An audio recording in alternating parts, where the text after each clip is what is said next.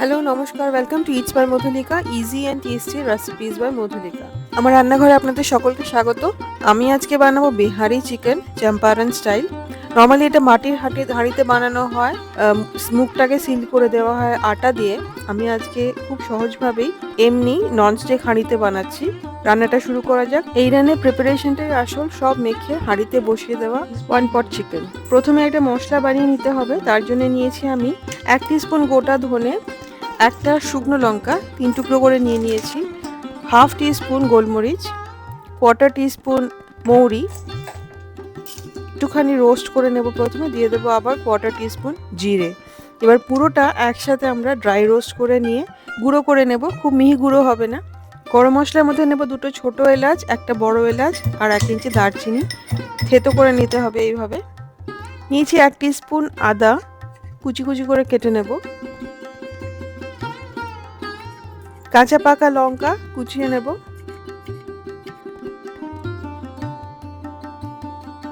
আর 1.5 চা চামচ রসুন। আদা, রসুন আর কাঁচা লঙ্কা থেতো করে নেব। থেতো করার জন্য দিয়ে দেব নুন, স্বাদ মতো নুন। যতটা নুন আমরা মাংসের ঝোলে দেব ভেবেছি ততটাই নুন দিয়ে আমরা থেতো করে নেব, তাহলে থেতো করতে সুবিধা হবে। 4টে মাঝারি সাইজের পেঁয়াজ নেব, 200 গ্রাম। আমি এখানে 500 গ্রাম মাংস নিয়েছি, তার জন্য 200 গ্রাম পেঁয়াজ নেব। পেঁয়াজ বেশ অনেকটাই লাগবে। একদম কুচি করে কেটে নেব, যতটা ফাইনলি কাটা সম্ভব ততটা ফাইনলি কেটে নেব। একটা মাঝারি সাইজের টমেটো বীজ ছাড়িয়ে মিহি করে কুচিয়ে নেব। এই রান্নায় পেঁয়াজ আর টমেটো যত মিহি করে কুচানো যায় তত কিন্তু রান্নার স্বাদ ভালো হবে। হাফ কাপ সর্ষের তেল গরম করে নেব। মিহি করে কুচানো পেঁয়াজ আর টমেটোটা 5 মিনিট ধরে কষলে কষলে মেখে নিতে হবে, যাতে পেঁয়াজ আর টমেটো একদম নরম হয়ে যায়। এই রান্নায় কিন্তু এই কষলে মাখাটা খুব দরকার, যাতে রান্নার সময় পেঁয়াজ আর টমেটোটা একদম গলে যায়। যদি এভাবে কষলে না মাখা হয় তাহলে কিন্তু পেঁয়াজ টমেটোটা গলবে না, রান্নার সময় মাংসের সাথে ভালো করে মিশবে না। 500 গ্রাম মুরগির মাংস নিয়েছি, লেগ আর থাই। হাফ চা চামচ হলুদ গুঁড়ো, কোয়ার্টার চা চামচ গরম মশলা গুঁড়ো আর হাফ চা চামচ মিট মশলা দিয়ে ভালো করে মেখে নেব মাংসটা। দিয়ে দেবো গোটা গরম মশলা, 2 থেকে 3টে তেজপাতা টুকরো করে আর 2টো শুকনো লঙ্কা গোটা। থেতো করা আদা, রসুন, কাঁচা লঙ্কাটা দিয়ে দিলাম। আর দেব পেঁয়াজ, টমেটো যেটা কষলে মেখে রাখা আছে সেটা। দেব ধনে, জিরে, মৌরি, লঙ্কা গুঁড়োটা আর সর্ষের তেল যেটা গরম করে রেখেছি সেটা দিয়ে এবারে কষলে খুব ভালো করে মাখতে হবে। যত ভালো করে মাখবেন রান্না কিন্তু তত স্বাদ হবে। মশলার সাথে মাংস কিন্তু খুব ভালো করে মিশবে এবং মশলা গলে যাবে। মাংসকে অ্যাটলিস্ট হাফ অ্যান আওয়ার, আধ ঘন্টা ম্যারিনেট করতে হবে। যদি চান সারা রাতও ম্যারিনেট করতে পারেন, বা সকালে মেখে রাত্রিবেলা যদি বানাতে চান সকালে মেখে রেখে দিয়ে রাত্রিবেলা জাস্ট বসিয়ে দিলেই হবে। এবার রান্নাটা শুরু করা যাক। আমি নিয়েছি একটা ননস্টিক হাঁড়ি। 1 টেবিল স্পুন সর্ষের তেল গরম করে দিয়ে দেবো কোয়ার্টার টিস্পুন জিরে, গোটা জিরে।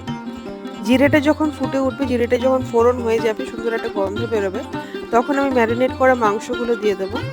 গ্যাস এখন একদম কমিয়ে দেবো বা বন্ধ করে দিলেও হবে। মশলাটা শুদ্ধ মাংসটাকে দিয়ে দেবো, বেশি নাড়াচাড়া করার দরকার নেই, পুরোটা মশলা মাখানোই আছে।